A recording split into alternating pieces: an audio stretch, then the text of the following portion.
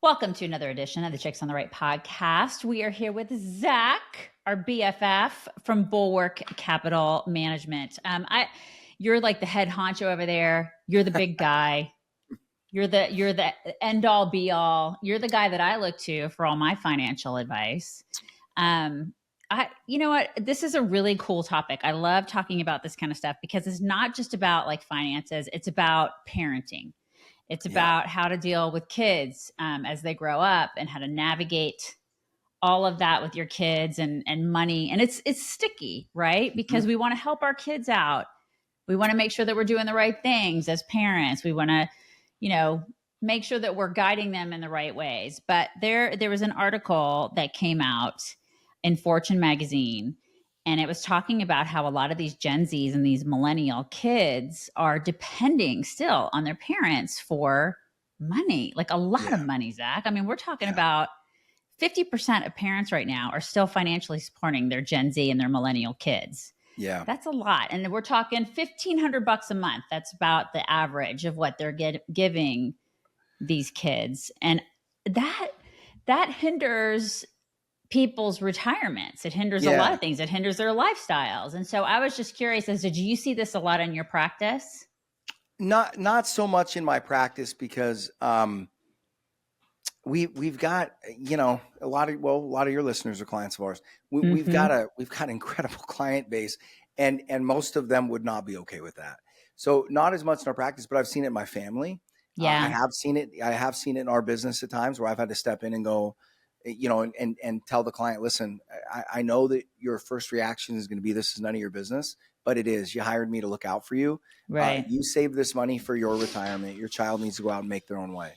And one of the things that that I think that people really need to think about, and I had one of those moments with my own kids that I was thinking about this weekend, but little personal thing for me, and this is true of everyone. When you do that and you think you're helping, you're not.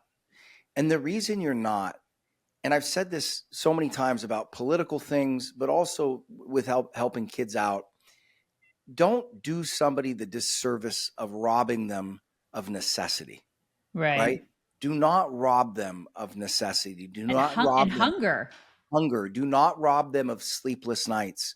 Do Mm-hmm. not take from them what will require their best, Yeah. right? Because I look at it in my life, there's no way I would live and I love my life. First of all, I married my best friend and we built a business together and I do what I love with people I respect. You can't get any better than that, right? That's I winning the literally lottery. Yep. you do, absolutely. I wake up every Mm-hmm. day and the first thing I do in my morning devotions is praise God and thank him for the incredible Yep. life he's given me. As you Um, should. Yep. Mm-hmm. but it wouldn't have happened had I not gone through some really hard, really tough times. And there was nobody but my wife and God. That was it. Yep. And Mm-hmm. and I look back on it, and it's the thing that I am outside of my marriage and my children. It is the thing that I am the most proud of because you didn't know. You say I cannot tell you how many sleepless nights and how much stress. And I remember having to get out of bed because I just start sweating and wet. The sheets would get wet and all that. And Uh-huh. is it fun? No, it's miserable, but it's wonderful. You find Mm-hmm. out, and I say this adage. I tell people, I go, if you want to know what you're capable of, you will not until your back is against the wall. Yeah. You just Until won't. you go through hard times. Yeah. Yeah, And when it comes to we have two millennial kids and then we have a 15-year-old. We have a 35, a 30, and a 15. We have quite the span. And yeah, the 35 and the 30-year-old when, we help them with college. That's one thing that we did do. We said, "Okay, yep, part of the deal is we will help pay for your college and then you will be debt free." And yep. that is a gift. Like Huge. that is a major gift. Like you're welcome for that. And they've been very grateful for that wonderful gift that we have bestowed upon them, Well, right? you built them a platform, right? You Right. built them a platform, and then you Yes. go, okay, buddy, we've got you. We've built you way higher than the average kid, Time but to jump. you got to go Right. now. Yeah, Now it's time to jump. And then we said, here's the expectation for the two older kids was when we help pay for college, after you're done with college, and really when you're 18, because during college we didn't pay for anything else but college. They had to have skin in the game for everything else. yep, But once they got out of college, you're not coming back here. We Right. love you. God, we love you more than anything. But bye. You're I not coming know. back here. And I mean, I don't care what your degree is in. I don't care. You got to find yourself a job and a place to live because you are not coming back here. And with the oldest, it was tough because she had an anthropology degree and there were a lot of tears and she was used to a way of living, Zach, Yeah. you Oh know? yeah. Oh And yeah. it's hard for some of these kids, you know? So I remember the tears. I remember, some of the pain that she went through. I remember, the ramen noodles time. And I remember the phone calls. I remember her, us being in Indiana and her having to go to Texas to get a job because it's the only place she could get a job. She didn't know anybody. And we Yep. were like, sorry, you're not living Yeah. here. Fly, little And you know bird. what? But everything worked out for her. She ended up meeting her husband, having a beautiful child. She has a beautiful life now. She has a fantastic job. And it goes back to what you said. It's those hard times really molded her into the wonderful woman that she is today. I Yeah. truly believe that. Yeah. Well, yeah, I was thinking about it this weekend. I was outside playing with my boys, and I had a wonderful, idyllic childhood. My children have got even a much more. When I say idyllic, we were very middle class. Right. I was lucky enough to go to private school, but that was a huge, huge give in my home. We were not affluent by any stretch of the imagination. Never wanted for anything. My parents provided family vacations, but very middle class. And my children have grown up further up on the economic spectrum. And one of the things that my wife and I talk about a lot is even in just little things, even in just buying them a video game, right? Like I gave in. My son wanted this new baseball game that was out, and new video game. And I was like, yeah, you got to do some chores or whatever. Well, I'd forgotten the video. When you say yes to a video game now, it's like $90, right? Yeah. I So know, right? I realized afterwards, and I was like, okay, so we built out a schedule. And I was like, look, you don't have to clean my car once. You got to clean it for a month, right, to pay this thing I off. love it. Hmm. And some of it is really inconvenient, because meaning there's a lot of things my wife and I have dealt with where I'm like, well, we can just pay for that. I don't want Yeah. to have to follow up on the kids. I don't want to have to do and you're like, I can't make it too easy for them because there were Hmm. a lot of things that I had to do because my family we didn't have a yard service. Well, we had one, but I was it, You right? were it. Yeah. And Yes. and so there are these things where you're like, I don't want to make it too easy on them. And I think I don't want to be a self-indulgent parent. Right. Meaning when I'm doing that, I am doing it because it makes me feel good, not because it's good for the kid, Hmm. right?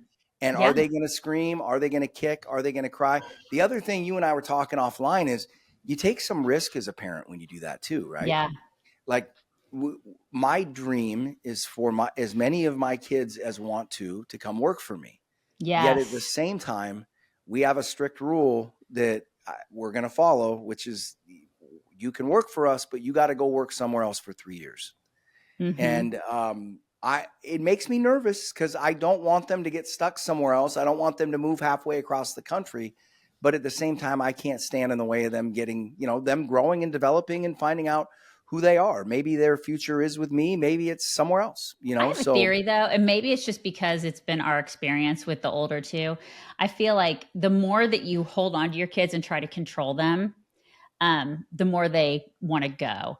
The right. more that you say, go, be free, experience things, travel, go live on your own and do your things and be independent and experience life and just be happy. All we want is for you to be happy and go live your best lives, right?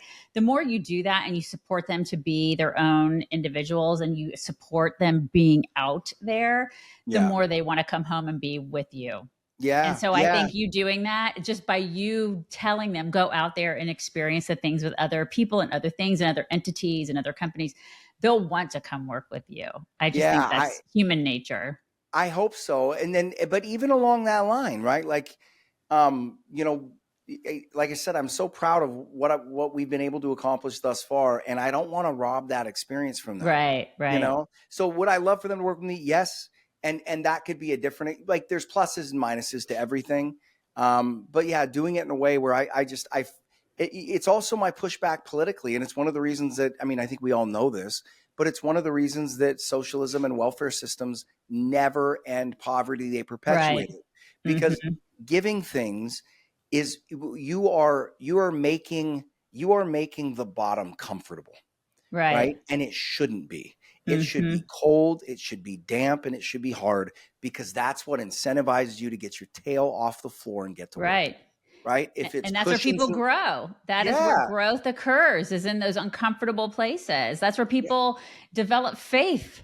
That's where, if you ask somebody about their faith, they're going to be like, I didn't get really, if you think about it, like probably the most interesting faith stories are from the people who have been in really terrible places. You know what I mean? Oh yeah. And then, the rock bottom stories, right? Yeah. And it's always that, right? It's it's not being happy with the status quo. It's saying, I can't take it anymore.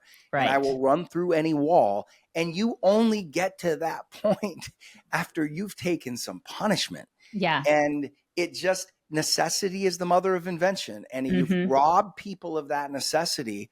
It really is a disservice. And it's really interesting, because that tough love just doesn't exist as much anymore, and it needs to exist more. And so I just thought that was an interesting article, that Fortune magazine article, saying that half of parents are doing it now. So, and remember, it's higher than that, right? Because you're going to get a lot of, because everybody is going to be proud to tell you that they're not helping out their kids. That's true. Many aren't going to say they are when they are. You know what I mean? So, and they may not be living at home. They may just be giving them money to live at an apartment or something like that. It's a very good point. It's a good point. So where can people find you if they want to get the best financial advice on the planet? Where can they find you, Zach? Tell them all things about you. Certainly trying. Yeah. So bulwarkcapitalmanagement.com is probably the easiest. We do our daily show, the Daily Dots, and then a longer weekly show. But yeah, bulwarkcapitalmanagement.com, knowyourriskradio.com. You can just Google Bulwark Capital or Know Your Risk Radio. And your podcast too. Yeah. And the podcast. Your podcast. And then you've got the monthly things that happen too, don't you? We do our webinars and road shows, which is, it's a way for your listeners, and we're on several other different shows and stations, and it's a way for them to get a non-committal 45-minute summation via, over Zoom. Okay, here's what we do. Here's how we do it. Here's what makes us different. Here's what it costs. And it gives you just a primer of us, right? And so if you want to go forward from there, we'll talk to you one-on-one and deal with you one-on-one. And there's no obligation, no cost. And we're easy to find. And if you want to sign up for one of those webinars, go to bulwarkcapitalmanagement.com and sign up on our website. Fantastic. Thank you so much. Always fun. Thank you. Services offered through Trek Financial LLC, an SEC registered investment advisor. The opinions expressed in this program are for general informational purposes only and are not intended to provide specific advice or recommendations for any individual or on any specific security. Any references to performance of securities are thought to be materially accurate, and actual performance may differ. Investments involve risk and are not guaranteed. Past performance doesn't guarantee future results. Trek 24308.